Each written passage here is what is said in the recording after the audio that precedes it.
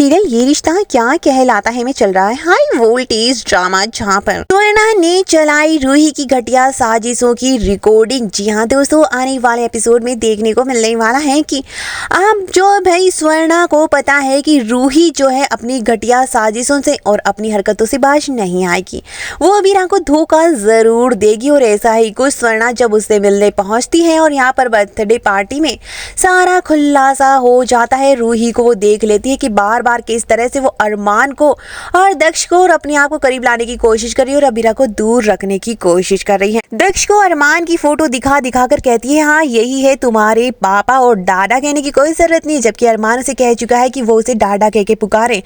और इसके बाद भी रूही इससे बाज नहीं आती और बार बार दक्ष को यही सिखाती है कि अरमान को ही वो पापा कह के पुकारे, और बार बार उसकी तस्वीरें और अरमान को दिखा दिखा के इशारे करके बता देती है। सब कुछ स्वर्णा रिकॉर्ड कर लेती है और रूही को आगाह करती है कि अरमान अबीरा के बीच में आने की कोशिश फिर से मत करना।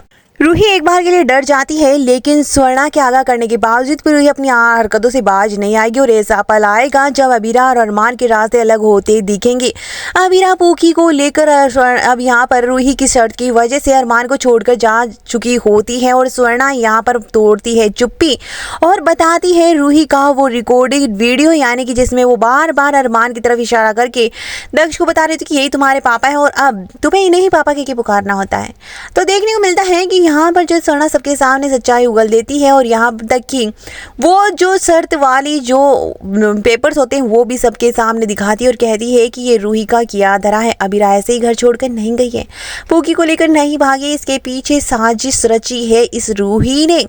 इस रूही की वजह से एक बार फिर से मेरी अबीरा और अरमान का रिश्ता टूट रहा है। घर टूट रहा, मैंने इसे बार बार समझाने की कोशिश करती रही, लेकिन ये अपनी हरकतों से बाज नहीं आई।